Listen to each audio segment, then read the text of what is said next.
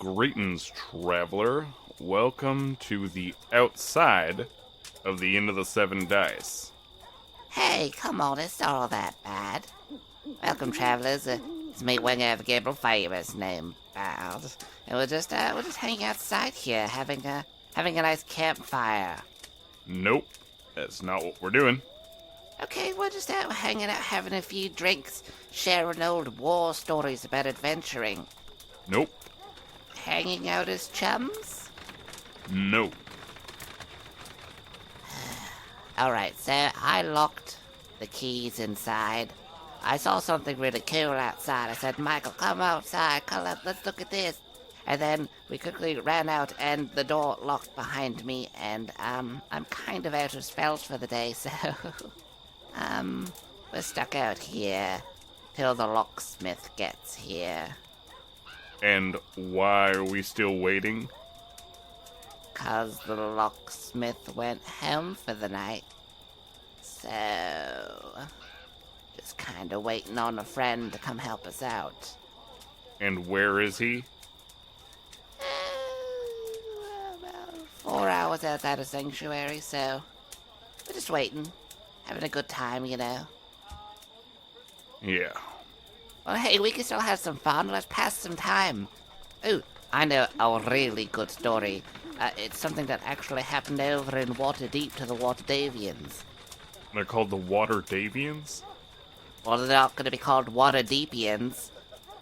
Fair.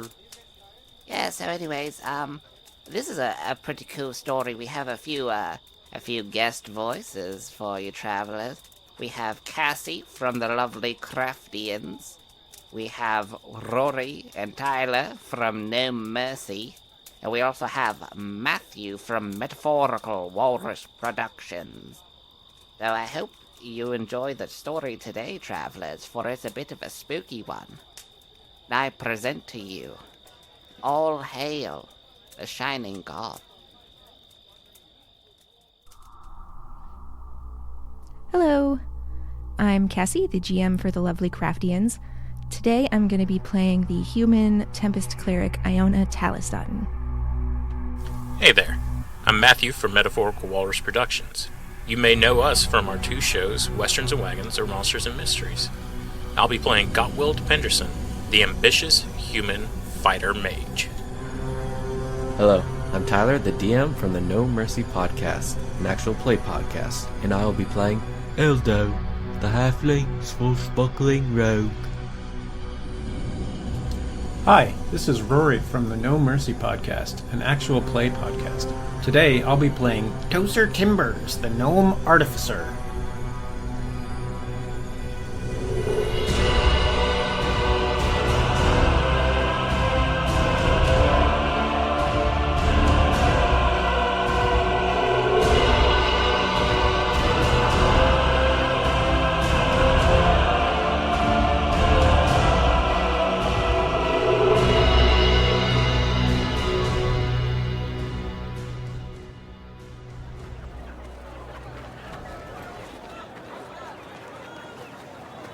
Waterdeep, the city of splendor. This grand city stretches as far as the eye can see and is the jewel of the Sword Coast. If there was ever an item you needed, a service that must be rendered, or knowledge that you wish to obtain, this would be your destination. Our story begins on a street. The street is fairly empty. The stones of the street are completely pristine. The houses doing much the same but in a large, grander state. On this street, there are 4 adventurers, hailing from all walks of life. The house they stand before is fit for one of high nobility. The walls are decorated in fine stonework, some intricate patterns, others depicting great battles that took place to protect the city's walls. Flowers consume the entire front yard, and a large iron fence surrounds the manor. So why don't you guys all go ahead and introduce your characters and just a general description of them. We'll start with Rory. Sure. My character is Toaster Timbers, and he is a gnome archivist type of artificer. He's actually pretty tall for a gnome, about 3'9", but he's really scraggly, very thin, got a black beard and very, very high-pitched, kind of nasally voice. Do you want, like, backstory? Yeah, if you want.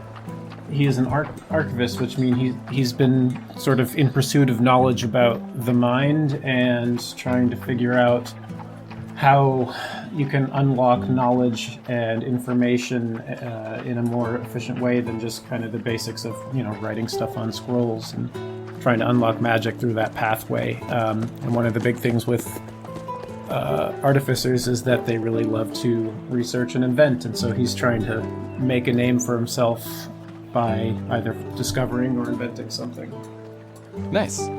Let's go to Tyler. Okay. So I have Eldo, the halfling swashbuckling rogue. He has a very colorful appearance. Every kind of piece of clothing on him, his hat, his bandana, his shirt and jacket are all different colors, from whites to greens to yellows to reds. Looking at his face, he's about 3 foot 3 inches tall, so he's slightly tall for a halfling, but short in the grand scheme of things. He has this big, bushy, well-kept eyebrows, a huge blonde Tom Selleck mustache that tries to minimize his bulbous nose, and surprisingly, all his teeth are still there, and he looks surprisingly clean for a pirate. He has a rapier on his right hip and a short sword glowing a faint blue on his left, and he gives off this earthy orange kind of scent. His purpose here is he claims to be the best pirate in the world, and he gets told by a lot of people that, no, you're not. You're pretty good at fighting, but you are too short. No one's going to take you seriously. You're too big of an idiot, so no one's going to really take heed of the words that you say, and you don't even have a ship, so how can you be the best pirate? So he is going to try to solve the puzzle here to show that he's not an idiot, and to use any winnings to buy a new ship. Awesome. Let's go to Matthew. Gottwild is a man of decent stature with close-cut brown hair who looks like he hasn't seen a whole lot of daylight, but he certainly knows his way around lifting heavy things. He currently wears a golden scale mail that is mostly hidden underneath purple robes. The scale mail on the front of it looks like it's had something removed from it. There's a spot that's much cleaner than the surrounding area. He leans on an iron staff that is cut very angular, and eagle-eyed viewers would notice that it has several runes carved along the length of it. It seems to kind of thrum with power. He mostly has a bored look on his face, but nothing seems to really pass by without him noticing, even though he may not quite give it a really hard look. He'll see it. He's former Waterdeepian guard, and he also has the look about him of a mage. A canny observer would notice that he has a book-sized lump underneath his robes at his left side, and at his right side is a sword typical of the Waterdeepian guard. Is that the wit? Like, that's like they're Waterdavians? Mm-hmm. Waterdeepian is the plural for Waterdeep. I guess they wouldn't want to call themselves Waterdeepians because It does sound ridiculous. Yeah. Awesome. Hey, Cassie. So I'm playing Iona, and she's a human. She's a little bit taller than the average human lady, and her hair is very stark, silvery white color. And her right arm is bare, so she doesn't have any armor on it from what you can see. And it's covered in root-like fractal scars from the fingertips all the way up to her neck, left behind from her first encounter with Talos as a child. And she's joining up because she heard this puzzle was really tricky, and she's going to be using it as her annual honoring of Talos. And every year she makes a grand sacrifice or gesture to him to prove her devotion and to further his notoriety. And the money would be nice, and it'll go a long way to help her travel more and better. But the challenge is what she's really after. And if she succeeds, it's a testament to Talos's divinity, and if she dies, it's the ultimate sacrifice that she can make, especially if she can cause a lot of destruction in the process. And she's also not hiding the fact that she's Talassen. Love it. So what is Talassen? Is that... They're Talos worshippers. Oh, okay. We know that you are all here. You're all here for a reason. There is a puzzle that has been asked to be solved by none other than Lord Pederin Neverember. He has offered 50,000 gold pieces to any group of adventurers that could solve this dangerous puzzle. You know that there's actually been a few groups that have gone up to go do this, but no one has seen them since, and the puzzle still remains unsolved, so rumor is that this puzzle is very dangerous to do. When you get up to this manor and knock on the front door, the door is opened by a warforged. You see this large man who's covered completely in metal. These glowing yellow eyes are looking down at you all. And he bows to you slightly. Greetings. I am Trend. Are you here for the puzzle? Gotweld gives a stern nod. Toaster looks up and says, yes, absolutely, we are here for that puzzle. Very well. Follow me. And he begins to lead you through this manor. You walk through a number of hallways. Of course, they have the pictures of all the important people in this house, standing kind of awkwardly, looking very angrily at whoever's painted them, because they probably had to stand there for a long time. And as you go through, you are led into this lavish dining room. You see the table is set with all sorts of food and drink. The only one sitting at this table is a larger, older man, dressed in noble finery. He mops his pale brow as he seems to be sweating quite heavily. Dark circles linger under his eyes. What appears to once been a strong face seems now somewhat gaunt from sickness. He glances up at you all and gives a weak smile and gestures to the chairs across from him. Please have a seat and enjoy some food. Eldo immediately pushes past everybody and jumps on a chair and just starts mowing down. Oh, lively fellow. Well, this one doesn't have many manners, does he? I've encountered this much before with other adventurers. It's all fine. Please have a seat. Yes, of course. My name's Toaster. Toaster Timbers. Nice to meet you. I assume you're I'm Lord Pederin. Yes. Lord Pederin. It's a pleasure to meet you. I've heard your name many times. Yes, of course. Yes, I'm quite famous around these parts in the merchant circles. I'm Gottwild Penderson. I've heard of you as well through the guard. Good to finally meet you.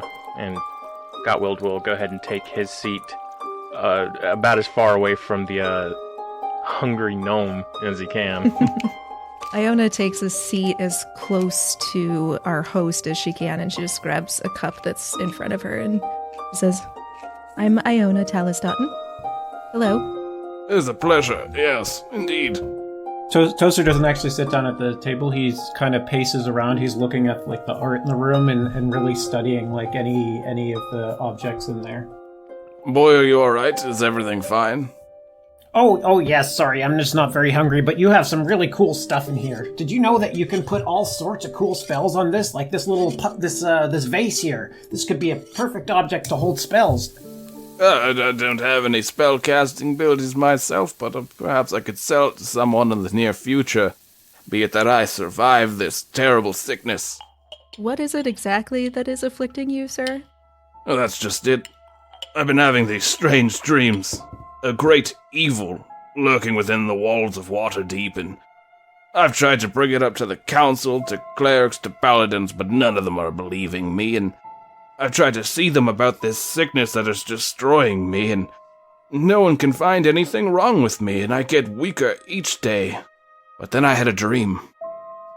It was the item that's inside the obsidian shard at the Church of Ogma.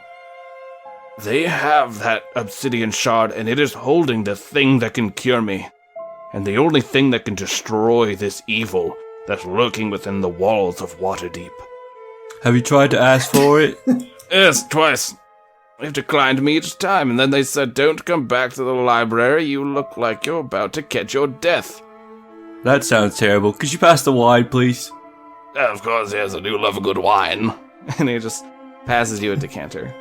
So how do you know this thing is evil? This foul creature that I see in my dreams? Yeah, what is it? It's strange beast. Its limbs are longer than most creatures. It crawls while it walks. It is larger than a draft horse, and I knew it was evil when I saw it consuming so many people. It would just pick them up and rip them apart and eat them. And the denizens of Waterdeep screamed as they ran away from it. And I saw arrows being shot at it, spells being flung, and they all just bounced off this creature. You're sure this isn't just the... pardon my rudeness, but you're sure this isn't just the fevered dreams of a dying man? At first I thought maybe I was getting a little senile like my old man, but then I started to think, what about those there chosen fellows that are wandering around and the weird beasties they fight, and it's not far off those things that they see around the area, those black, rubbery-skinned creatures picking people up into the sky and tickling them and dropping them to their deaths. These creatures are all over, so why could this thing not be real? That's a fair point. You see Toser scribbling something down just on a little piece of parchment, and the parchment kind of animates into almost like a hologram, sort of emitting light out of this paper. Sorry, don't mind me. I'm just asking a friend if he knows anything about this. And Let's go. Toser's just going to check with his telepathic advisor to see if he's heard of something like this before. Who is your telepathic advisor? So it takes different forms depending on what it's written on. Perfect. Hey, let's actually just say, let's make it a little Halloween themed. Oh, sure. I like that. It's a little creature made out of candy corn. Like it has little legs and arms and stuff, little hat. It just pops on up. Sure. I use candy corn in so much stuff. And Toaster just says, Hey there, buddy. Does any of that sound familiar to you? Haha, yeah, it sure does. Sounds like you're dealing with an unspeakable horror. Narrows it down. You're all gonna die. And he does a little jig. Can we... Do we all see this happen? Yeah, can we all hear that, or is it just telepathic to him? Well, it's a telepathic link, so you guys just see a little candy corn person doing a jig. Okay, then Gottwild is going to continue to eat his food undisturbed.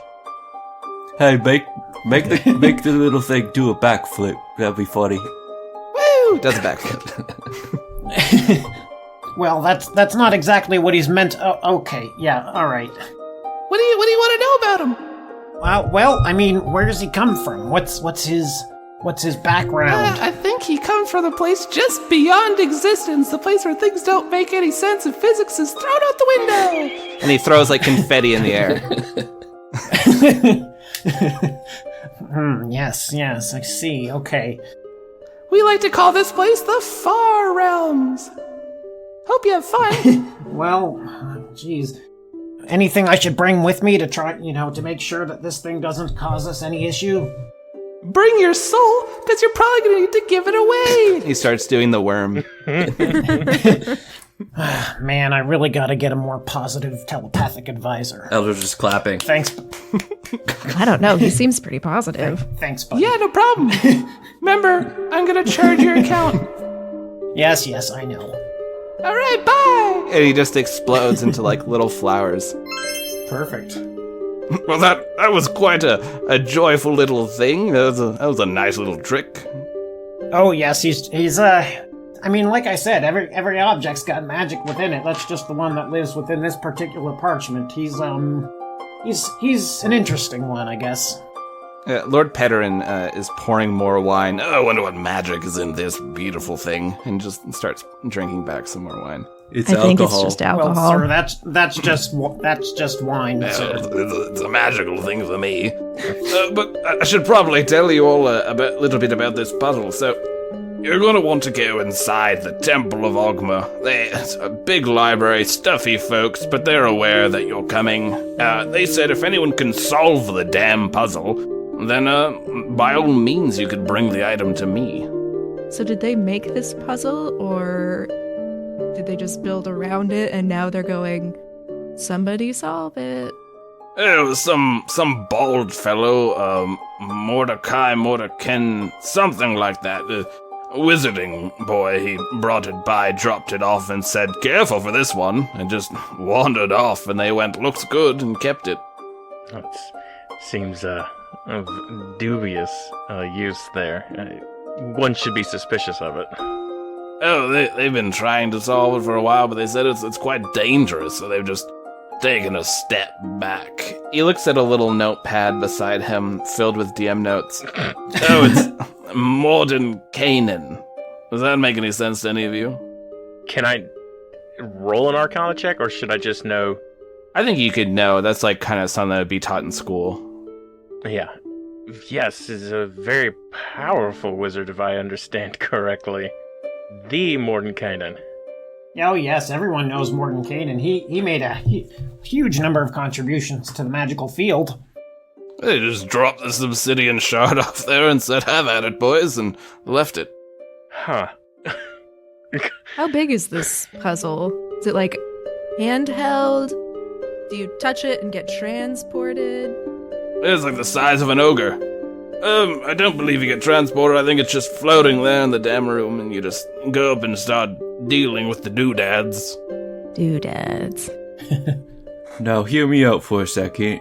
What if we just go find Portal, and then we ask him how to solve it? Mordecai. Oh, yeah, Bordecaudal. I'll tell you this much, I wrote him a very strongly worded letter, and I haven't heard back since. So Rory doesn't know this, but would Tozer know the background of Mordecai? And I know he's a big deal in D&D, but I actually don't know much about him.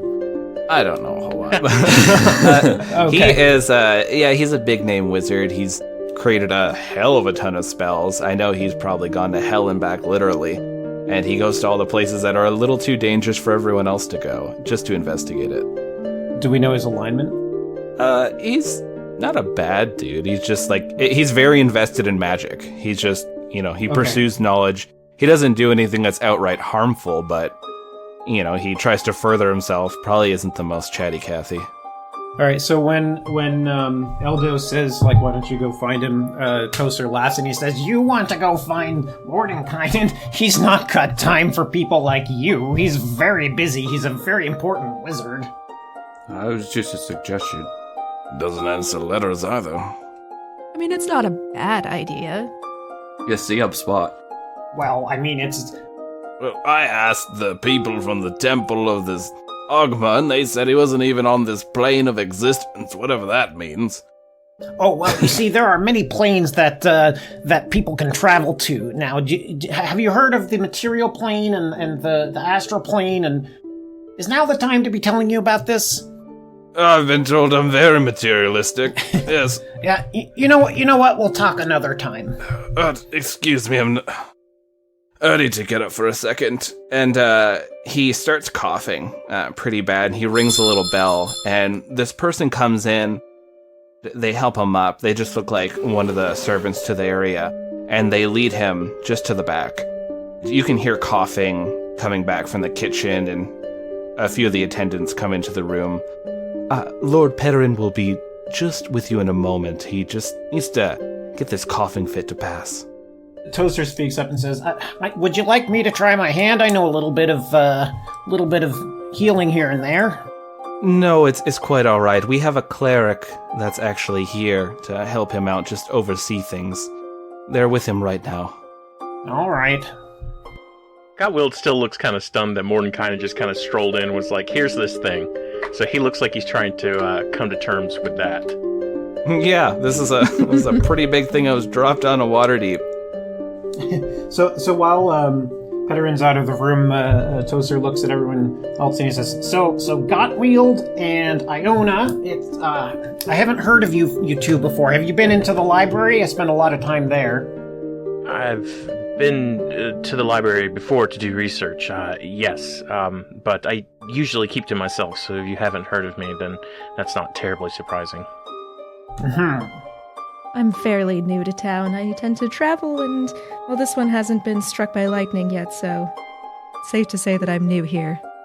Ah, yes, okay. Right. I recognize your garb. Talus, right? Correct. Yes, well, I'm not much for gods myself, but, to each their own. Some thunder rumbles in the distance. Iona just, quirks one side of her mouth up in a little bit of a smile.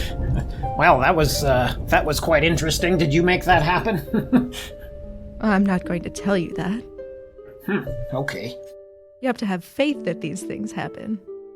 Faith, oh yes, I've heard that many times.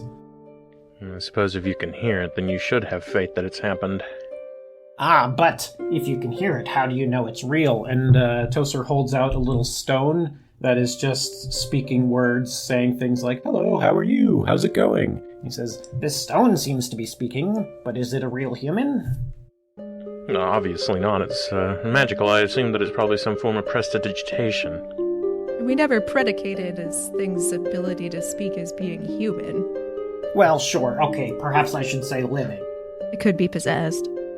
In any case, my point being that in order to establish that something is real and something is true, you must do a large amount of research and establish all of the rules about the object, Only then can you unlock the magic within. Hey, why don't you ask me if I went to the library? Oh, I just assumed that, well, sure, do you go to the library? No, I've never been. Wonderful contribution. That is not a surprise to me. A few minutes later, Lord Pederin walks in while you guys are having this conversation. His brow is furrowed and he's tucking his handkerchief back into his pocket. He looks at you all for a moment. Have you your orders? Well, I guess so. Do we just need to go solve the puzzle? Is that it? Oh. So you heard about the puzzle? Yes. That's a shame. He really needs to stop asking for help. No matter, please stand still. And you all watch as this transformation happens creepily fast. You watch his limbs snap, crack, and extend. His arms and legs both double in length.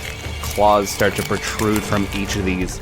His clothes begin to tear as his abdomen becomes bloated and engorged. And strangely enough, you see this old-fashioned ringmaster outfit underneath. He seems to lengthen, and it covers his outfit covers his arms and legs. His neck snaps and cracks as it begins to lengthen quite long. His eyes glow and become completely yellow with tiny black slits. He smiles a large smile with sharpened teeth and puts on this large hat to go along with the outfit. You're not getting to that puzzle. Let the show begin. I don't think he's healthy. We're starting a skill challenge. Oh, yay. Okay. All right, so with this skill challenge, you could try to face off against this creature or you could try to run. It's really entirely up to you. The first round, you can either get 3 successes and you'll proceed to the second. So there's 3 rounds in total of this skill challenge, or 3 failures and something real bad happens. The DC is 12. So basically you could do any spell you want to do, any attack, any action. If you just want to bolt out the door, A-okay. If you want to go up and try to punch him in the face, that's all good. So let's go ahead and roll initiative. All right. All right, Iona. 18. Gottwild. 19 total. Tozer. 14. Eldo. 9. All right, so we start off with Gottwild. Well, Gottwild is going to be incredibly taken aback and push back from his chair, standing up. He is going to flip the nearest plates of food that he can reach at the monster to try to temporarily hinder its sight so that they can get away. What do you want to use for that? Like a ranged attack or? Oh, actually, I have a slightly better modification of that. Gotwild's going to chant the thing for catapult from Xander's Guide to Everything and launch the plates at him. So there we go. All right, roll me that attack. Well, it says that the creature must make a dexterity saving throw. With this, usually we just do like a spellcaster check, like because we've done things with saves before. Yeah, just make one. It's DC 12, so you'll add. I think you're a wizard, right? So it's your intelligence and your proficiency bonus. Wizard and Eldritch Knight, but it falls under both of them. So Nice. a natural 20. Nice. All right. New dice. That's a good way to start off. That is a good start. So you pick up these plates and you start muttering words. They become enchanted. And as you fling them, two of them hit into each other and shatter. And the shard stab right into this creature's face. And it starts pulling at its face and roaring and smashing into the walls, hitting things. Hits one of the attendants and they go flying out a window. Acceptable loss. This creature is now completely blinded. Good job. And we go to Iona. Okay, I see that he's blinded this thing. I'm going to push my chair back from the table and just try and knock it over so I can somersault backwards towards the door and then get up and run. Nice.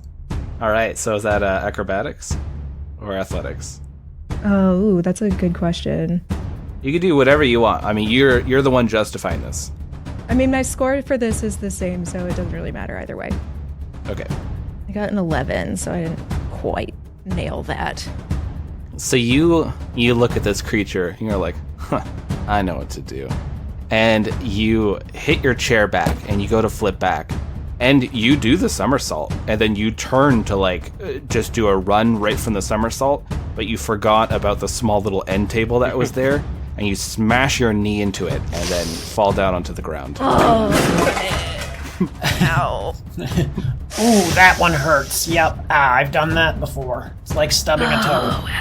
She's gonna need a few minutes. We go from Iona, she does not have a few minutes, to Tozer. First question is, does Toaster recognize what this thing is? It really lines up with the description that Lord Pederin gave. Okay, yeah, that's what I thought. Okay, Toaster, having seen Gotwield do something, he's like, Well, all right, little candy corn guy. It's your turn. Your time to shine. and that same parchment that he had out earlier, he sort of starts scribbling some things on it, and this time not out of the parchment, out of the ground right next to the monstrosity. That same little creature floats out, emitting a light, kind of like a hologram.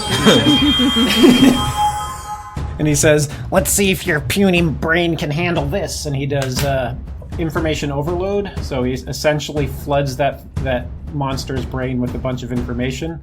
So this would normally be a save, but I guess I'll just do it as an attack. Yeah, so it's DC 12. 12. Nice. All right, so this little candy corn guy starts floating up, going, ha, ha, ha, and like floating higher and higher. And he goes, run for your lives! And claps his hands. And this creature starts shrieking and just starts pounding at the wall. It starts smashing the table in front of all of you, just flailing, barely missing you all. And then it goes to Eldo. All right. And then he runs, I guess. Toaster runs. Okay, so the gnome just bolts. And you know the Temple of Ogma is about 3 blocks from here. It's not a far walk. So Eldo was eating his chicken, and then all of a sudden his plate got taken up from underneath him and thrown at this creature. So like, hey, oh. So he hops up and he starts running on the posts of each of the chairs towards the door, just trying to balance on them and run, and he takes out a short bow and tries to shoot at him as he's running at the door. All right, what one do you want to do for this? I'll do acrobatics. Sure. 19. So you go and you're running across these chairs. It's actually working really well. You were kind of worried that due to the weight, but you run, you jump, you do a little flip for the flourish. It's all about that pirate flourish. And you fire your bow off, and you watch this arrow sail. You're like, ah, yeah, I'm gonna hit him right between the eyes. And it ricochets off him, stabbing into the ceiling. But you are successfully away from there. You're now in the hallway away from the creature. And after I jump off the last chair, I grab another drumstick. You got your chicken. So this creature is smashing into everything, going, Fools! You cannot run away from me. I can smell you. and starts slowly crawling. It crawls up the wall and onto the ceiling and is advancing towards all of you. Gross. We go from Eldo to Gotwild. Gotweld is... you said it's crawling on the ceiling? Yep. Let's see if I can do something about that as Gotwild starts to book it. As I dash off, can I use Earth Tremor, but on the ceiling where it is? I'll let you do it so that it'll affect the house. Okay. So like the foundation will get messed up, causing him an issue. Yeah, because I kind of want him to like fall and scramble for a round while Gotwild runs off. Oh, that's not even remotely as good. It's an 11, though, but... How do you cast this spell? So Gotwild, normally he would take the staff, two-hand it, and smash it down, kind of you shall not pass sort of dealy. Yeah. But he was trying to go for the ceiling. Are the ceilings, like, really tall in here, or...? Yeah, they're fairly tall. They have to accommodate for stupid chandeliers. Right. So he'll still do that, but he'll, like, one-hand it, smash it on the ground, and kind of push off to run away, but cast the spell through that as he hits it onto the ground. So you hit it onto the ground and you feel the earth begin to tremor. You hear plates fall down, cutlery is hitting the ground, things are smashing, windows are breaking, and while you're running, it's actually causing a problem for all of you in the hallway while you're going, and you're starting to trip up and it's slowing you down. Sorry. And Iona, you now see this creature is very close to reaching you. Cool. Are the shards still in its eyes? It looks like its flesh is sort of pushing it out. And they're just dropping onto the ground. You see it's starting to form eyes on different parts of its body to see you. Ew. Pass on that. Can I see everyone else? Are they pretty far down the hallway away from me? Yeah, they're all starting to book it down the hallway. You see they're all stumbling now. You can feel the earth shaking beneath your feet. Okay, well, since they're kind of far away now, I want to do Shatter. It's one of my domain spells. Nice. And if I can target any of the eyes that are popping up, that would be cool too. But as long as it hits, that's kind of the important thing. Sure. I have 16. All right, so what does it look like when you cast Shatter? Well, I've gotten up and I'm kind of hopping on one foot a little bit, but I stable myself after having run into that table. And I bring up my hands from about waist level. And it's like I'm kind of concentrating all of my energy above my head in like a little ball. And then I huck it at this thing. And as it hits, that's when the lightning and the thunder kind of just crashes against it and washes over it. So this smashes into the creature, and you all can hear the thunder coming from the dining room. Multiple eyes in this creature just start exploding. This yellowish ichor is just splatting everywhere as the creature howls and falls from the ceiling, smashing through the remnants of the table. And I imagine you're booking it out of there. Oh, yeah. Yeah, and I'm encouraging everyone to move a little faster if we can. So you all stumble out of this manor. You start trampling on all the flowers that are in this beautiful area. Because, of course, they have a really windy, out-of-the-way path. You guys are just beelining it to the gate. We're into the second round of the skill challenge, where now the DC is 14. And you are running out there. There's a lot of people sort of looking at the manor like, what's going on there? Some people on their porches, some people who are just going down the street. 3 out of 4 of you are aware that the library is about 3 blocks away. Eldo, you don't know where this library is. What's the library? But you're pretty sure that all these nerds know where it is, so... Alright, and we go to Kosir. All right. So, is Tozer near any of the others? Yeah, all four of you are like running out the Iron Gate right now. So you're kind of like on the cobblestone street. Okay. Tozer is sort of like fumbling into one of his bags, and he says, "Everyone catch!" And he tosses out a couple little pouches, one for each person, sort of as they're running. And then he reaches into his and pulls out just a little bead like it would be on a necklace, and just says, "This might slow down," and throws it back towards the manor. So this is my magical item that I picked. This is the Bead of Force. Oh, nice. And for reference for the other people, the bags that I gave you are like a shared bag kind of thing. So this is an artificer thing where you can reach in and it's like everyone can, the same stuff is in there. Neat. That's fun. The other bonus is that it allows me to talk to all of you telepathically. And you all hear echoing through your mind. Oh, good. Don't mind him. He hangs out in there sometimes. That is a 13 plus 21. All right, so you toss this bead, and I imagine it's like a big force bomb, right? It just like blasts out. Yeah, so normally it's a save and they get stuck in like a sphere of force, and it also does some damage, or if they do save, they get pushed back. So this creature is crawling out, just walking along the wall, and it comes outside, and it sees all of you, and it launches itself, and it jumps just as this bead is coming towards it, and it freezes right over top of the gate. And it's staring at you. There's all these eyes that are slowly healing up, and you see these invisible jabs and hits are hitting this creature all over, and it's just staring forward, looking at all of you. And Tozer looks at everyone and he says, That'll buy us about a minute. Come on, let's go. All right, and from Tozer, it goes to Eldo. So Eldo, you see this creature is slowly starting to move inside this thing, and people are starting to run. Yeah, I'm running. All right, you want to just do like a straight athletics, just like book it?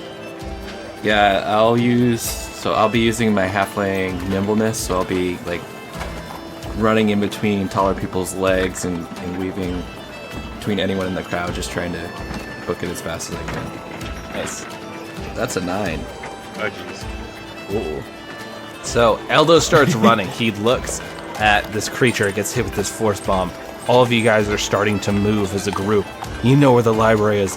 Eldo turns around, runs, slams immediately, like not even 5 seconds, just like slams into a person and falls down, just kind of stunned, shaking his head. And this guy's looking down, he's looking in horror at this creature. What the hell is that thing? And he looks down at you, he's like, boy, you better get out of here. What do you think I'm trying to do? You got in my way. Oh, sorry about that, I didn't mean to. Excuse me, it's okay. We'll have a nice day. Yeah, you too. You hear echo into your brain. Now's not the time for formalities, Eldo. Let's keep moving. We go from Eldo to Gotwild. So there's people around, but they're running away, right? Yeah, there's some people staring in horror, and there's other people that are just booking it. All right, Gotwild is going to use a persuasion check on the nearest person to tell them to go get the guard. Tell them that Gotwild Penderson told you to send them to the library. And he's going to try to use that to get back up. All right. So here's my persuasion check. 10 total.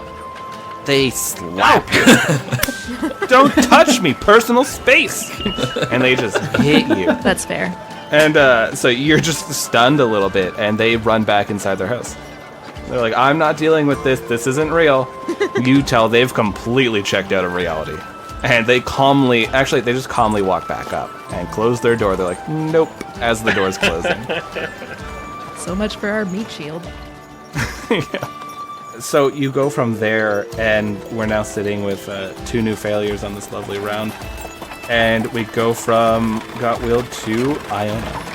I'm gonna cast Gust of Wind in the hopes that it helps knock this creature back, or at least slows him down. Sure. It's a 12. Shit. I know, we're not doing we're great. having a rough time. All right, we hit our third failure. I didn't think this. So, you guys are just outside the house. You cast Gust of Wind, and you're like, all right, wither is my thing.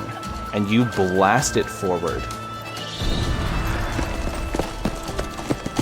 This wind goes through it, it's picking up little things, and it almost seems like it's just dissipating. It's helping dissipate the spell around it. Shit. And the creature cries out, and as it falls down to the ground, you see another set of arms break out of its back and grab down, and now the creature is moving at an increased speed and is now chasing after all of you. And it runs over. There's a few people in its way, and you see these 2 extra arms grab people and slam it into its body and start absorbing them while they're screaming, and you watch as wounds on it start to heal up. Great. Okay, well, we learned something valuable. Wind is not helpful. And now we know. And so all 4 of you are running through the street terrified. This creature is right on your heels. As you pass by people, they all look in shock as this massive creature is crawling with unnerving dexterity. It's leaping over carts. It's climbing the side of buildings. There are a few guards who are in the area, and they rush over going, "What's going on here?" And they just get ripped in half. And everyone is screaming, and you just hear this creature as it forms an extra mouth in the side of its head. And this like double voice now is ringing out. You can't run forever! And we start off, so now we're in the 3rd phase. And the DC is 15, as you have failed the previous one. And we go from Iona to Tosir. Let's see. Boy. Don't do wind. What are we Don't gonna do wind. Here? Not wind. Yeah. You just hear echoing from the He's a thing. bad influence, let me tell you. Not now, little guy. I hate to do another, I guess, spell thing, but Toaster's just gonna yell like, does he? Maybe this is getting too much into mechanics. Does he look less than 500 pounds? He looks well over 500 pounds. Okay, that idea's out there. Yeah, if anything, like if we were gonna go like mechanic style, he would be a large creature. So he is engorged, large, and crawling. In his mind, talk to that little buddy again and say, "Little buddy, I need you to get in his brain and do your little happy thing." And he starts whispering and scribbling on a paper. So I'm casting Dissonant Whispers on him, and with the intention of putting this crazy little pumpkin or candy corn dude in his brain. All right. Oh, that is a 26? Nice. No, 27? So you do this, and you've done this a few times. If anything, it seems like it's strangely this candy corn guy's specialty. He's like, I'll get into his mind. And then he just fades away into a few flowers. And then this creature, it was running after you, and it just stops. It freezes, like 1 hand's outstretched, 3 hands are looking like it's about to launch itself off of a cart. And it's just frozen, staring forward as you see blood is leaking out of its many eyes. And you just hear Toaster sort of in your brains like, Oh boy, that is not a horror I would unleash upon many things. We should keep moving. Little candy corns just dropping out of its mouth. All right, so yeah, we got a success. We go to Eldo. So have my fellow adventurers here kind of told me where we're going? Toaster would be talking to you telepathically, being like, Eldo, no, not that way. And Come it's on. incessant. Hey, right. Like, you know these kind of people. Go right. Like, it is constant. Okay. You feel like you're in school. No, listen, you're not running correctly. Listen, you can run much faster if you go off the. How do I turn this thing off? Well, you just have to get rid of that bag I gave you. But why would you want to do that? I dropped you just, the bag. Listen, if you go off The bag is dropped behind, and as you're dropping it, you kind of opened it for a second, and you saw this little smiley candy corn face creepily stare back at you as you just dropped the bag, like, oh. So I have a general direction that I know where we're going. I'm gonna look at the creature, just say, really ugly, but you can't catch me. And I'm going to try to run down a kind of a parallel street and stealthily try to weave between people and try to lose him, hoping that'll chase me. Oh, sure. 21. All right, so you're almost too good at this. You just disappear immediately. You blend into a crowd, and you three now don't know where that halfling is. You just keep running, and he just disappeared.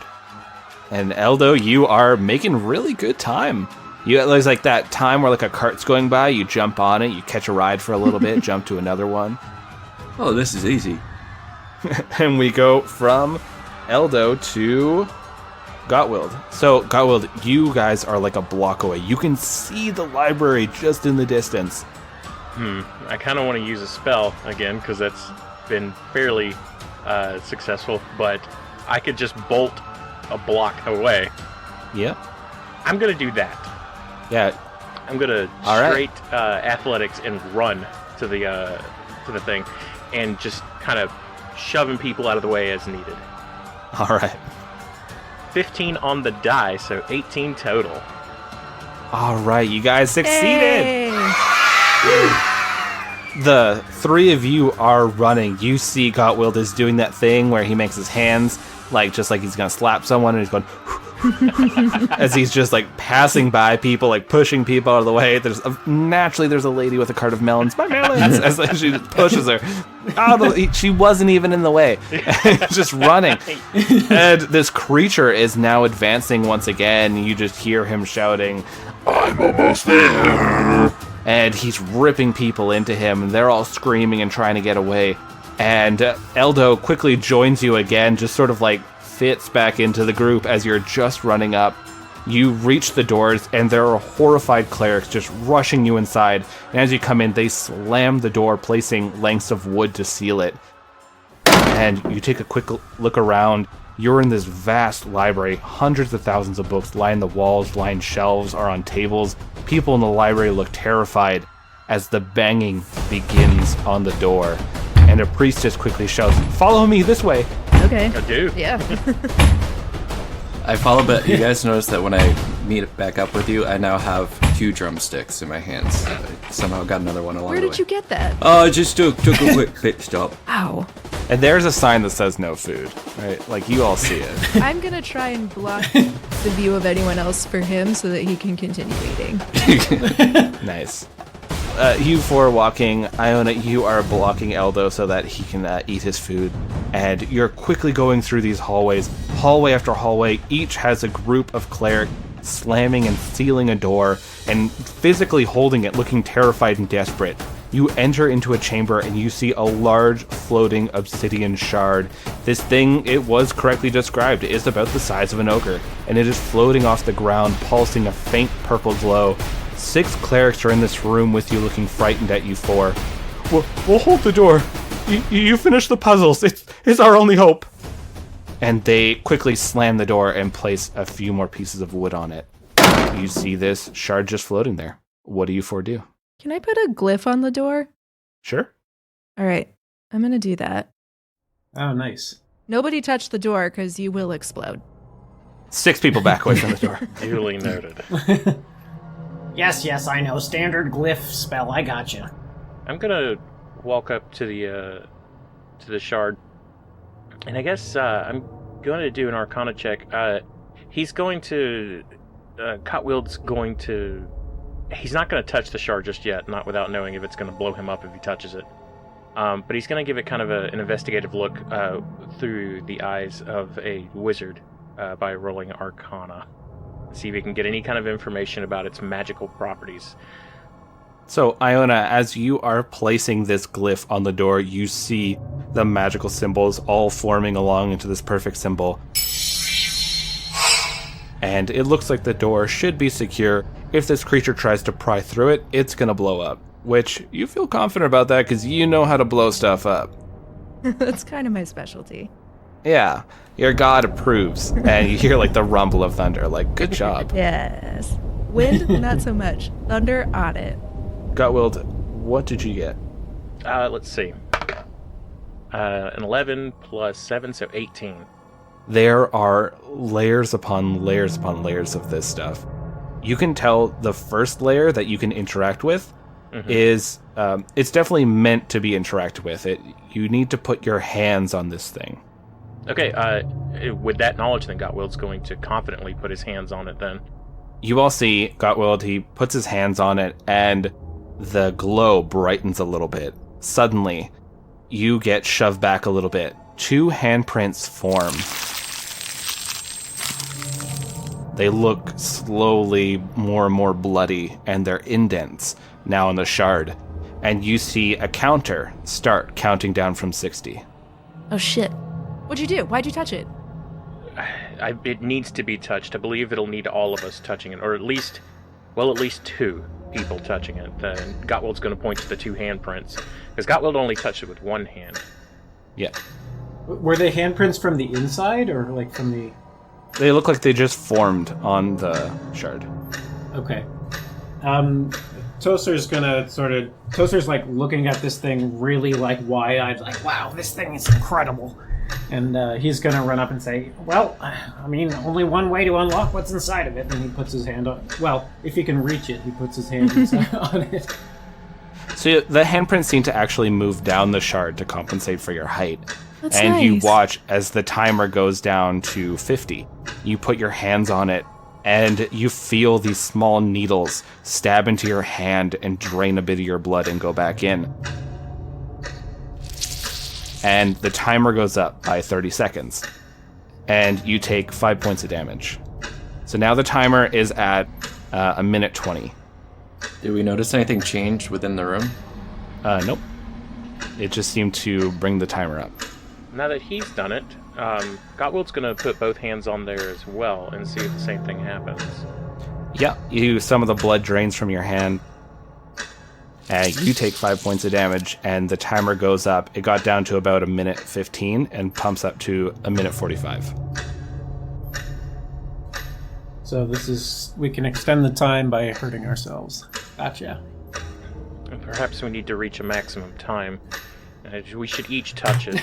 Both hands. Come now. While he's saying that, Toaster's going to scribble on his paper and talk to his telepathic advisor and just say, have you seen anything like this little guy? The candy corn appears, and he's different. Uh-oh. His features are mixed up.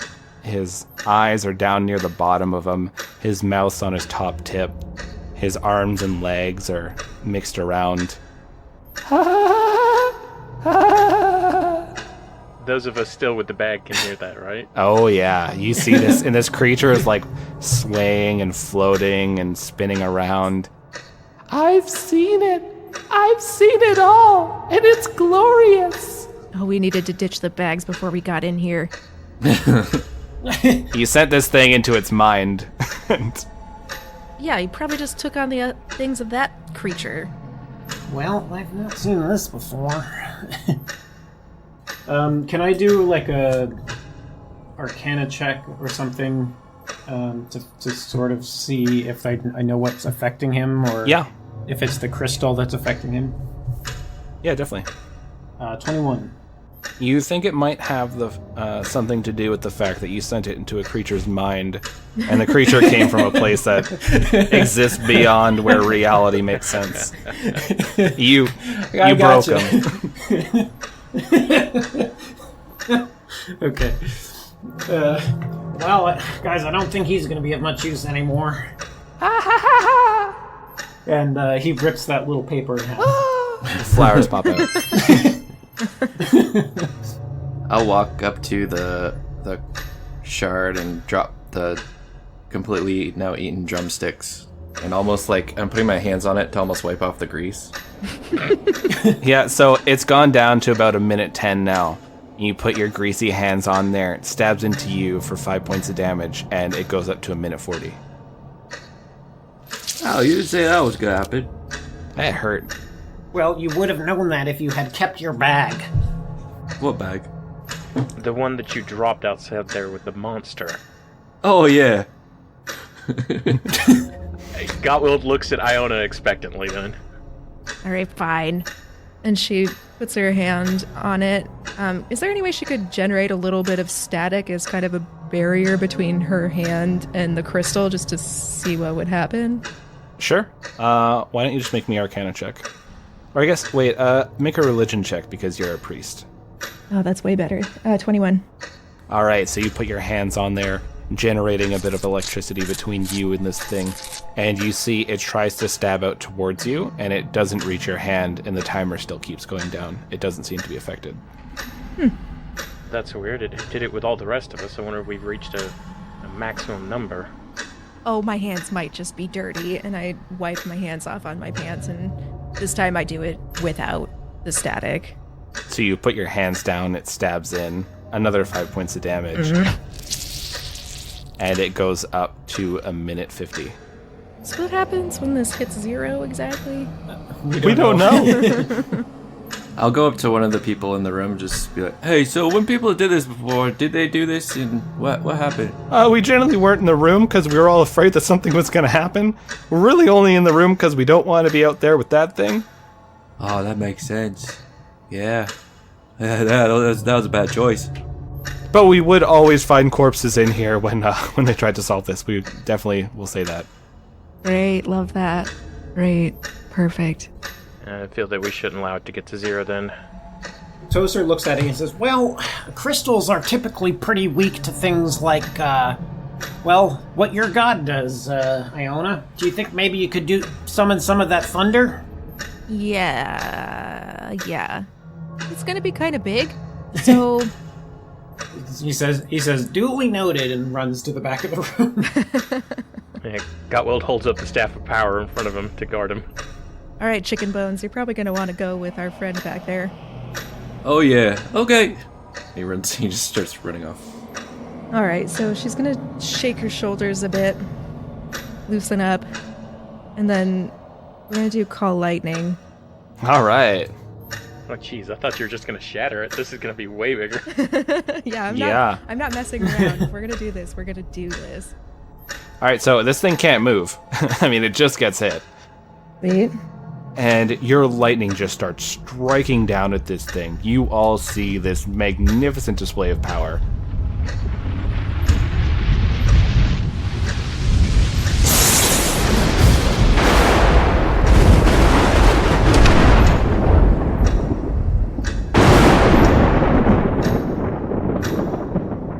As the numbers start getting affected, they go up to 999, and then they shrink back down to 30. They go up to 5 minutes, and then it goes back down to 10 seconds. And now it's at 10 seconds. Shit. Counting down. That was amazing, but that didn't do anything. That made it worse. We made it a lot worse. God, Penderton's going to run over there and put his hands on it again. All right, you take 7 points of damage this time. And it goes up to 35 seconds. Well, that was not a good suggestion on my part. I apologize for that. It went way up, though. Well, it's reacting violently to magic. We have learned something. Yeah, and one of those bolts made it go up to 999, so that's good. Maybe if you did like a smaller magic attack, who knows? Could you toss some blood on this thing and help your little cleric person? We're all in here. If it hits 0, you're toast too. You want to make a persuasion with advantage? Yeah. That's pretty good. Is there an aid action still? Because that's a really good idea. I mean, aid gives advantage, so I'm gonna aid and give him a stern look, and I'm going to say, it'll only feel like a pinch. You've got the power to spare. Okay. So you want to roll that persuasion? Yeah, I wound up at a 15. So they nod. They come up to it. It's just a pinch, right? Sure. Just a pinch. Yeah, Okay. Just a pinch. it's a bit. I don't think so. They put their hand on the crystal, both hands, and the obsidian spikes shoot into the hands, and you see their eyes slowly turn to obsidian. And they fall down to the ground dead. Oh. Well, I'm glad that wasn't one of us. And you watch the timer slowly fizzle away. You see then suddenly a paragraph of words appear. in front of you, you all hear this. It's a woman's voice echoing out. Once more, the 2 bloody indents appear on the shard, and you see a counter that's above it at 60 seconds. That you hear, "It has been months now that I've braved the front lines of battle. My axe grows heavy in my arms, and my energy and will have begun to fade. I have witnessed such horrors that my heart aches with each morning I awake, and each night I lay my exhausted body to rest. I long for the days that we idly sat by on the docks of Waterdeep Harbor. I had a dream about that bakery we used to go to. The one where you always bought those onion buns you're obsessed with. I dreamed we went there and we purchased way too many. I told you they would go bad, but you kept insisting. You love those damn things, and your breath would smell so horrible after that. We used to have to buy 2 bags because you'd eat one on the way home. I know I swore to you I wouldn't lose hope during this war, that I would make it home, that I would live through this because there's an end to all wars, but I'm so tired, Haleron. The dead march, never ending, never wavering. They never tire, never hunger, they just keep advancing. I just miss you. I just wish this war never took you away from me. Good night, my purple mage." And you see the words all fade away. And 5 symbols appear in front of you.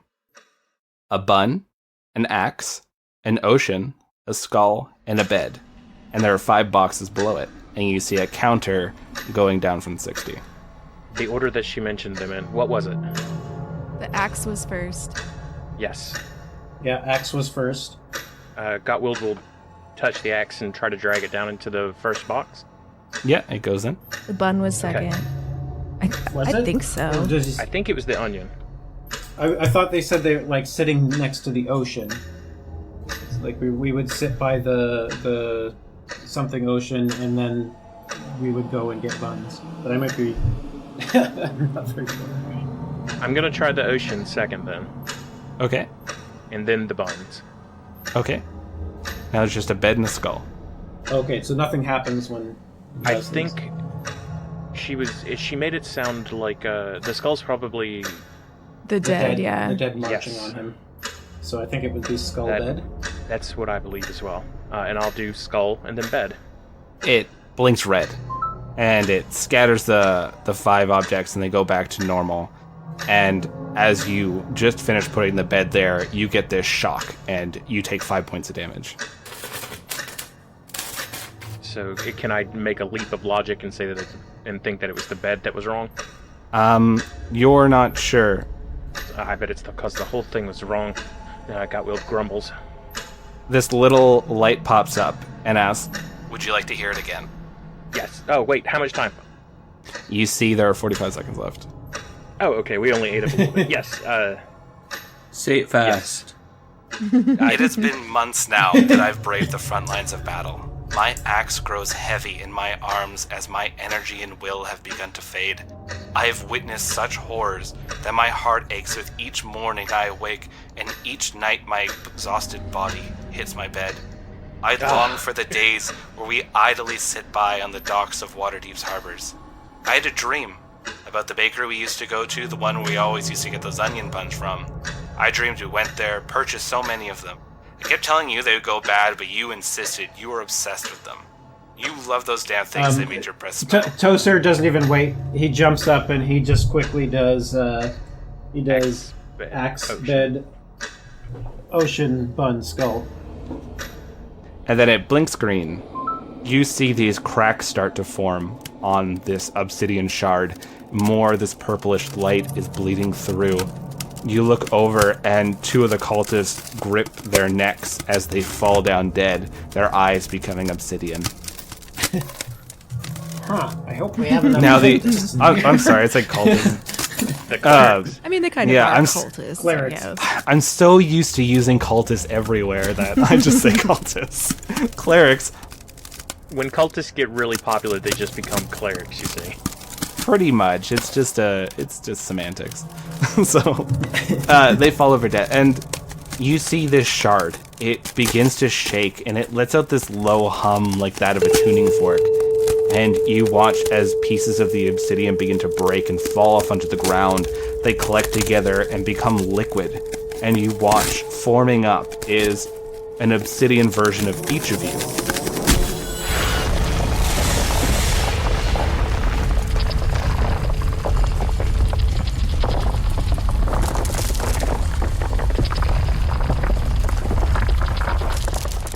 And they all draw weapons. And I need initiative. Oh, crap. Shadow beaks. Nice. Do. What did you get, Iona? I got a 12. Gotwild? 24. Toaster? 21. Eldo? 24. Nice. Whoa. So we start off with Eldo. Eldo, this other version of yourself is standing in front of you, and it's swinging its weapon back and forth. Hey, you're not me! And I'll go immediately draw out my rapier and short sword, which the short sword you can see is glowing, and like almost like a cold mist is coming off of the sides of it. And I run up to him and immediately start trying to swing at him. Is there anyone within 5 feet of me? If you run up to these things, then the last one who'd be up there is Toaster. So yeah, Toaster would be right up there. Okay. Am I able to move in such a way so that no one is within 5 feet of me? Yeah, sure. Get that sneak attack. Yes. So that is a 23 to hit. That's a hit. 22, 27 piercing damage. Oof. All right. Good heavens. Jesus. And bonus action offhand with my rapier. Yep. That is a 24 to hit. Full damage, 6 piercing damage. All right. You stab into this being, and it makes a strange echoing shriek, and you see it's not doing well. And then it holds its frost-covered short sword and its rapier, and it attacks you. Yeah, living up to my dream. I can't hit anything. Oh my god, I roll bad. You take 16 points of damage as it goes in with the rapier, and you knock it off to the side, and the frostband comes up and cuts you. Oh! Come on. Dude! And it keeps mimicking your poses. And it goes from Eldo to Gotwild. So you see your obsidian self across from you. I do. But I think I'm going to attack the one that, I'm going to attack the one that Eldo just attack his version. And just to see what happens. Gotwild holds out his hand, and from it form 4 shining stars. Or, sorry, magic missile at 3rd level is going to be 5 shining stars. Nice. He fires them off at the double of Eldo. Okay. I rolled it. No, that's not automatic hit, so roll your damage. Yeah, let's see what happens. So 13 points of damage. So the one in front of Eldo shatters into a bunch of pieces.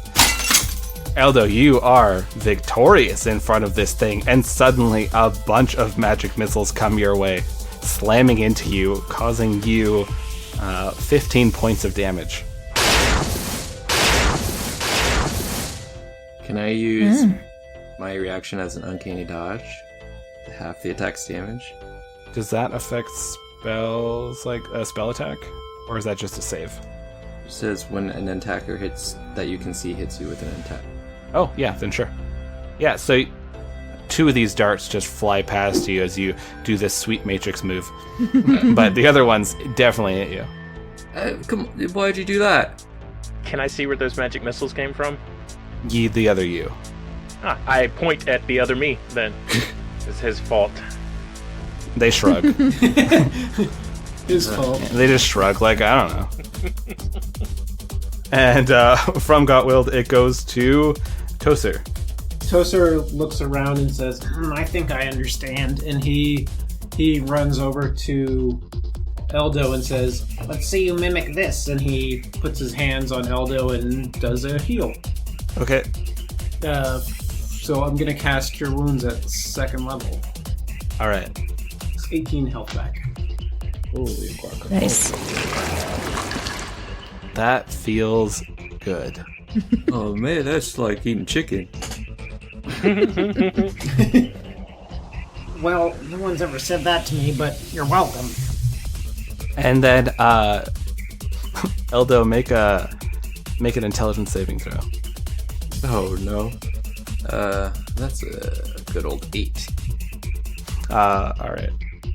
So you take 14 points of damage as the other version of Toaster just flips you off, and then you see this little obsidian candy corn person float in front of you, and then it grabs onto your temples, and you feel this just energy pulse through your head, and you're bleeding from your eyes and your nose.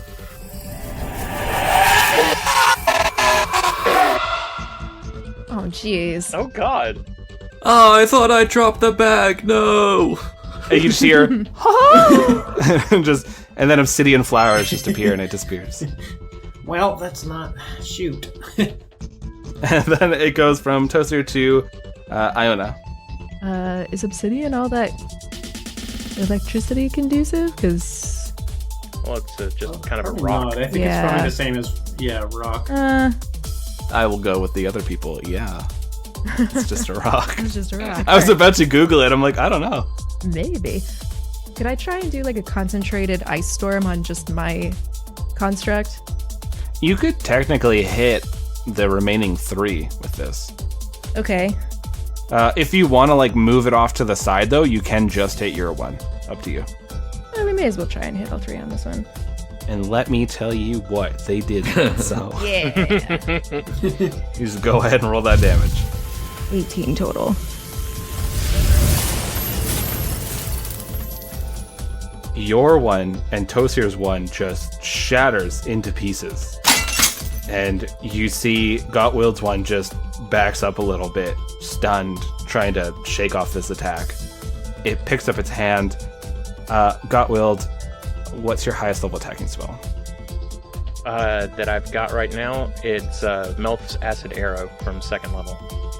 Gottwild's half still constructed obsidian self fires this acid arrow at you, Iona, and you take 11 points of damage as this acid is bubbling on your chest. Son of a bitch. It does not feel good. You still hear this little echoing in the background. Stupid dick candy corn. You still have the bag on you. Didn't my version die, though? Yeah.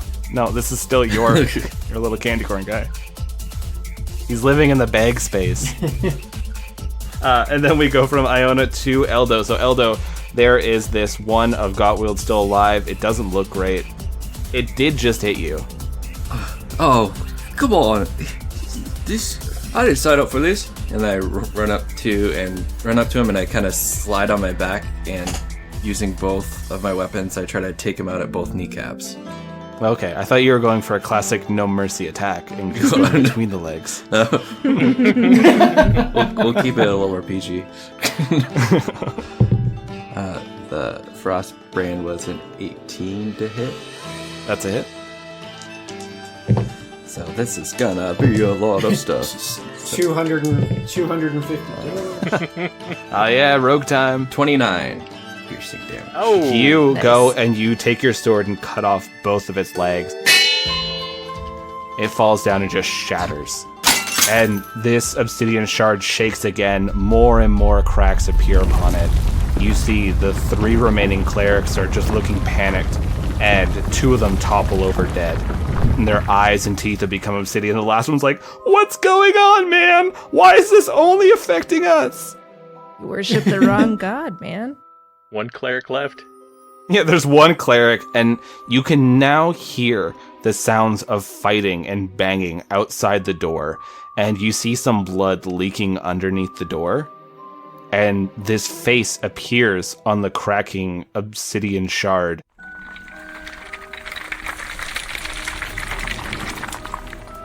and it stares at all of you in contempt. What is it this time? Who wishes to speak to the seal of Mordenkainen? Who wishes to end the will of the obsidian shard? Oh, hey guys, it's Mordecobble. No, I am his seal. Just staring at Eldo and then looking at the seal and shaking his head. Like the artist from the 1990s? Yeah, well, I mean, he thinks he's an artist, but you should see his paintings. You see this really bad painting form on the side of the shard and then fade away. Yeah, that's not very good. He thinks it is. He made 10 constructs just to tell him that it was good. Classic. What is it you wish? Why do you wish to end me? Oh, well, I mean, you seem to be doing a whole lot of, what's the word? Murders outside? You're trying to kill me. I'm just defending myself. So okay, well, I mean, we're not exactly sure what we're doing here. Really? While this is going on, I'd like to heal myself a bit. For sure. Yeah, I should probably do that as well to whoever's more hurt. I'll walk over to Iona as well, just like kind of give her the up nod. Like, Hey, There's so much blood all over this Yeah. halfling. wow. That's kind of amazing, actually. Should not be this much blood in a halfling, but it is coming out of him. It shouldn't stick to you. You're just covered in chicken grease. Toaster quickly scribbles on a paper airplane and throws it over at Eldo. I'll do. I think I have another first level healing spell. So this paper airplane flies over, and this blob of candy corn with like multiple arms and legs and everything come out of it. It's like, kill me! And it heals you. That was a 11 heal. And Toaster looks at it and he's like, well, my name's Toaster. I guess I'd like to get rid of you. Do you mind if I just go ahead and do that? I don't want to die. No, that sucks. Okay, well, Give me a body. you want the Oh, there's a body. guy over Alright, there. well, Immediately point to the other cleric. Alright, bring him here. Let me go in. Sir, do you mind if we borrow your expertise for a second? it'll only pinch. I super mind! I mind like 100%! No! By all the books in here, I mind! Oh, I don't think you have much say. I thought you might say that, and he starts scribbling on a piece of paper, and the Oh god, you're murderers! Iona just shrugs. Oh, this was your plan all along! Toaster looks at the others. He's like, Should we give this guy a body? I think so, yeah. Totally. Give me a body. What do we get if we give you a body? Well, the stupid shard will fall apart and I'll have a body and I could actually go out and do things. I've always wanted to go to a cafe. I don't blame you. Did you know they make onion buns? They're delicious. That sounds right up my alley. Quick question though, are you gonna murder us No. if we give you a body? No, you're the murderers. No. Gotcha. Oh, phew. Do I believe this I've seal? been defending myself against people trying to rip my body apart. I'm sorry. No, that's fair. I was just making sure that you weren't going to like vengeance murder us, because to be fair, we didn't know that we were hurting you up until this point. Well, that thing on the other side of the door sounds like it's gonna murder you, but, I'm not gonna do anything. What is that thing? Are you related to it? No, but I'm vaguely aware of it. Cool. It's old. And, it wishes to control. That's all I can tell you. Toaster's gonna cast Detect Thoughts on this thing. Alright, you want them surface thoughts or you want the deep, deep thoughts? He's been waiting for you to ask. So I initially learned the surface thoughts, and then as an action, I can shift. He knows if it fails, basically. But like, because I have heard a few people try this on podcasts. That's where I learned most of my D&D 5e rules. Ding. That's why I'm usually wrong. So, what you could do is you immediately get the service thoughts, but if you want to probe deeper, then they get a save. And if they succeed, they know what you're trying to do and you don't get anything. You get kicked out of the brain. Well, I don't think it matters if he knows, so I'm gonna say, hold on a second, guys, and turn around and open a book and start just scribbling something on it, and close my eyes and, detect thoughts. Alright, so you hold onto this piece of paper, and this horrifying mound of candy corn appears floating before you, and it's like, Let us see into their mind.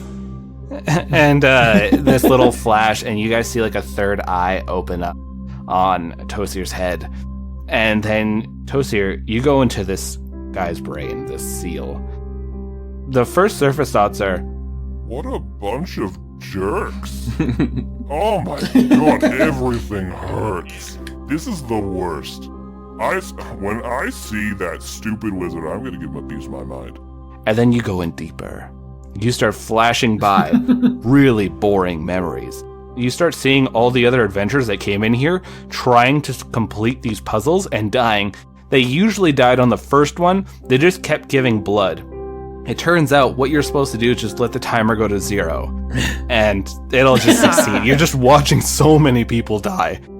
And you're like, oh my god. And you go through, you see the wizard creating this seal, it being born. It was a beautiful, happy day.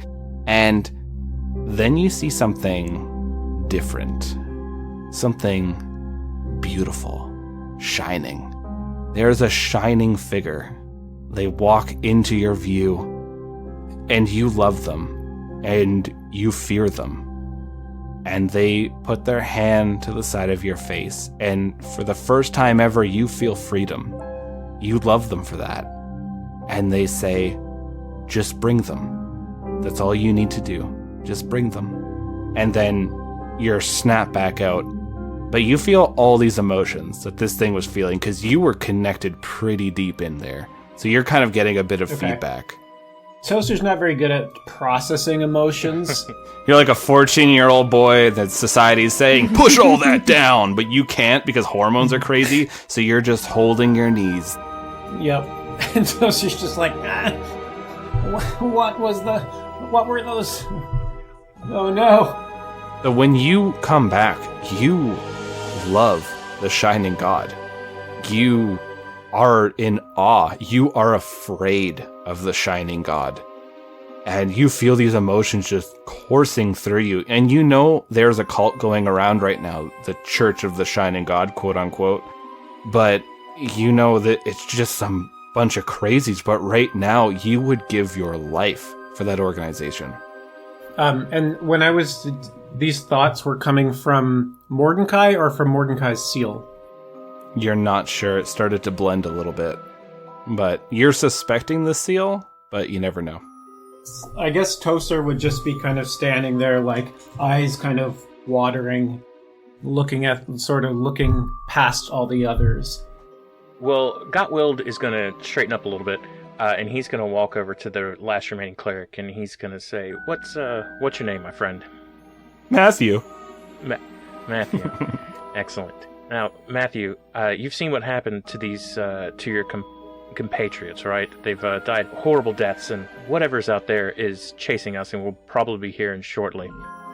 I know. I can tell you that this is not going to end well for you, and probably won't end well for us. But what would you say if I told you there is a way out that seems peaceful and much better than being turned into an obsidian-eyed, lifeless corpse, or whatever that thing out there is doing to them? Yup, no, that sounds real rad. What do I gotta do? I just need you to stand over by that crystal, by the obsidian. The crystal that wants my body and wants to take over it and use it to go to a cafe? Yes. I think he might have heard that part. Here's the thing. It's gonna do that. You get to leave this plane of existence under your own power as your own person.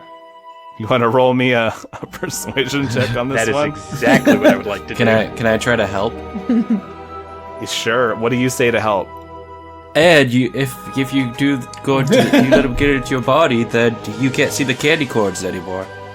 Well, that is a Admittedly, plus. it's disturbing. They're a nightmare. Yeah. Is that going to give me advantage there? Yes. All right. Persuasion. All right. The first one is a terrible single digit, so thank you for the advantage. Second one's better. I got a 19 total. Matthew agrees. He sees where you're getting at. He walks on over to this shard and stands by it. He puts his hand tentatively on it, and the shard's like, Oh yeah, let's do this thing. and you see the energy just rip into Matthew. His skin is cracking everywhere. His eyes are becoming obsidian. His teeth are becoming obsidian.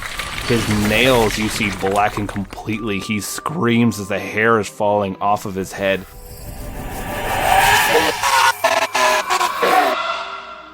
And he shakes for a second, and he looks up at you. Oh, nice. Thanks. Oh man. I mean, yeah, his soul was fried in the process, but wow, this is really good. Outward shrugs. You see as the shard breaks apart, and you watch as piece by piece it falls onto the ground.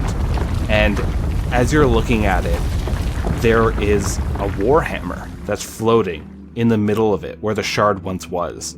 It is made out of obsidian itself. You see one side of the warhammer's face is a smiling dwarven face with a braided beard, having a laugh. And the other side is this weeping dwarf who looks like he's captured in a state of pure grief.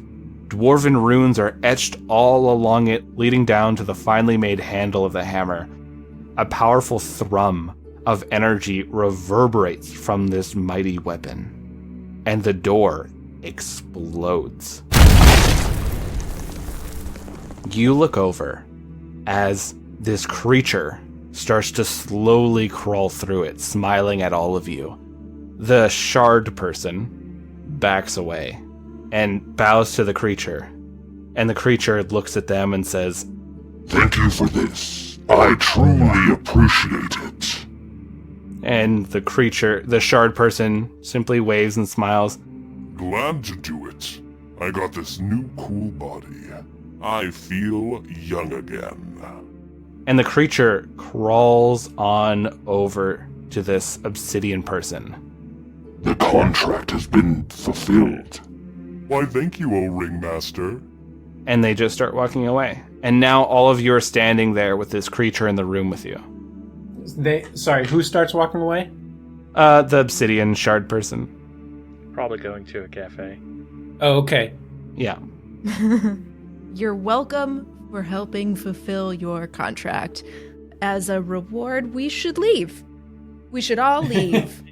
Give me the hammer, and I'll let you all leave. Do I believe him? Okay. Yeah, insight. Yeah, go ahead. It's a 21. All right, there are strings attached to that word leave. 5 total. It seems legit. No, guys, hear me out, okay? I really think that we let him get this hammer, and then, he's probably just gonna kill us. I don't know. He had a contract, which leads me to believe that he has some sense of honor. Did you see what he did out there? He's crawling towards all four of you. Give me the hammer. I run and grab the hammer. It slams down to the ground the moment you grab it. It's very heavy. You can drag it, but you can't lift it up. Toaster scribbles something really quick and cast levitate on it. On which thing? Hammer? On the hammer itself. So the hammer starts to float up once more, spinning. And I think he can pull it now? Yeah, you can move it around. That was my goal anyway, so you hear Toaster say, "There you go, there's some help, buddy." I start running. Do you hand it to the creature? No. Well, are you just hanging off it, Eldo, while this hammer is floating? Yeah. You levitate up, Eldo, And Toaster, you bring the hammer towards this creature. Oh, I was bringing it away from the creature. Oh, away from the creature?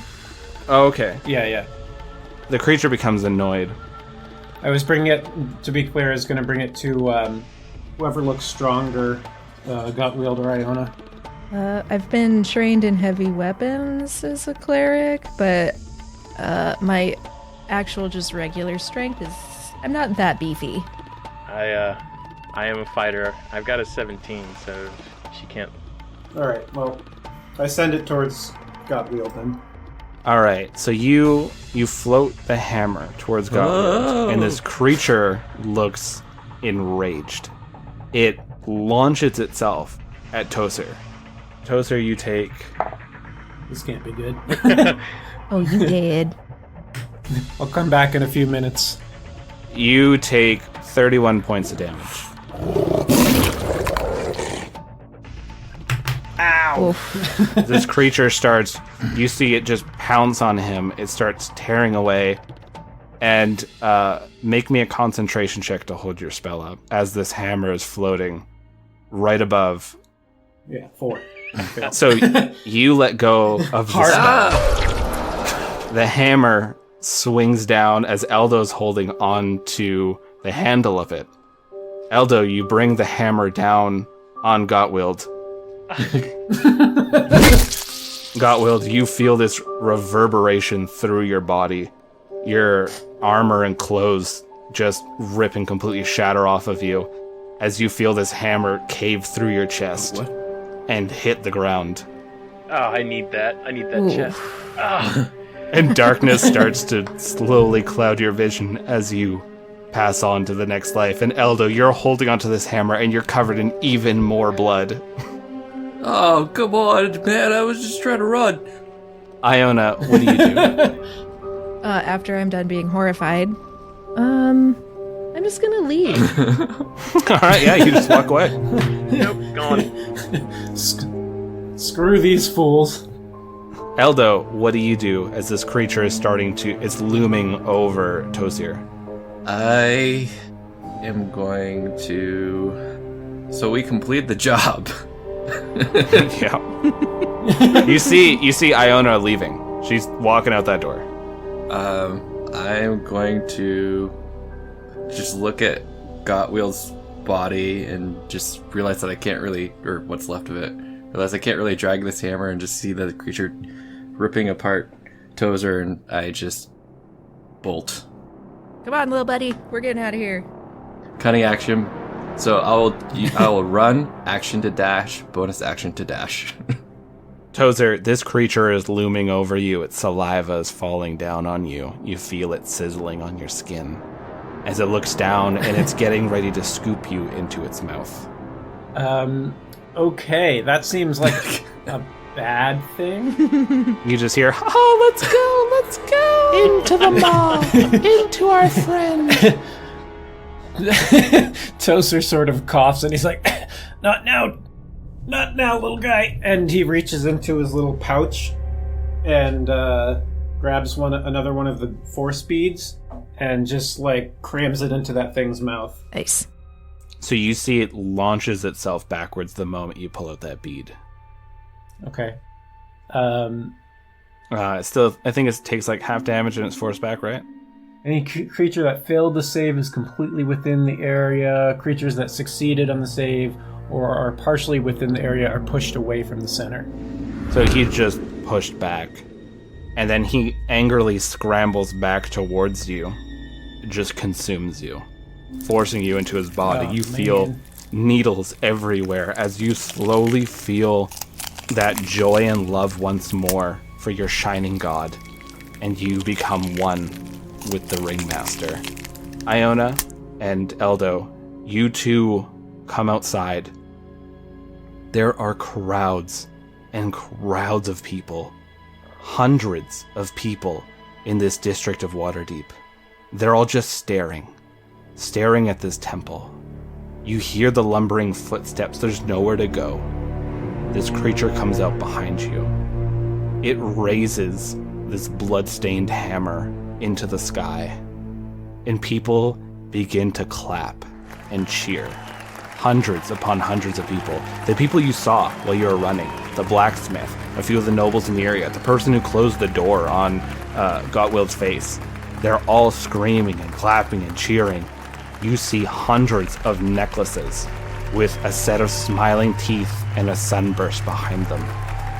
And the creature looked over at the two of you. And then it smiles as you hear chanting, "All hail the shining god." And these are the last words you hear before this hammer brings you into the next life.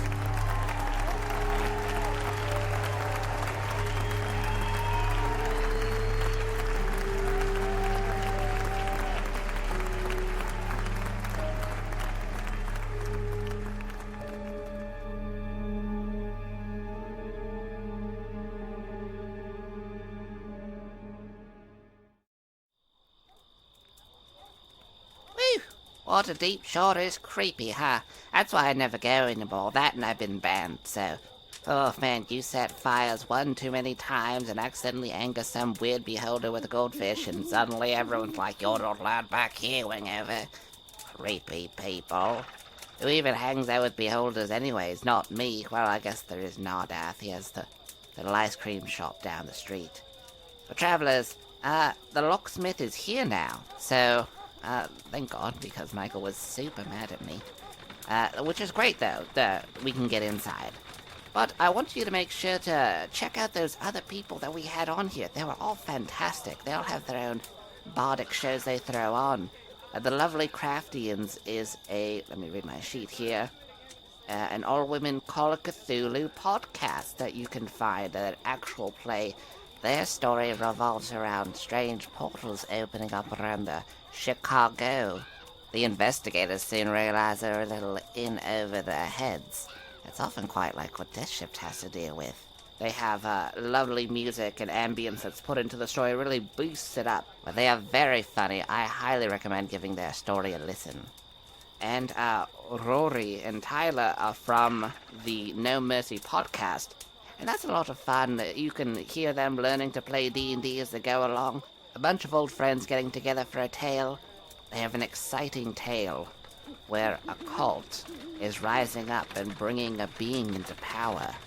One filled with lies and deceit. You get to really see the paranoia in this party in real time. And our last group, Matthew from Metaphorical Walrus, he has a fantastic show that he runs with his chums. The first one they ran was Westerns and Wagons, which is a Western fantasy, and he plays the Dragonborn deputy sheriff. And that is quite a good tale. If you like Westerns like I do, you'll fall right into it. They have another story going on right now, Monsters and Mayhem, where they all play as children trying to solve these strange occurrences that are happening around their town of supernatural nature. It's a pretty good one. Tales from the Loot is what I'm told. So why don't you go over to these podcasts, listen to those. I know you'll love them. And if you want, just toss around those reviews like you're throwing out dollar bills. Woo! I don't really have that. We have gold coins, and we usually hurt people when we start throwing them around. Don't throw coins. Alright, travelers, I must be off because Michael's about to lock the door. I bid you all adieu.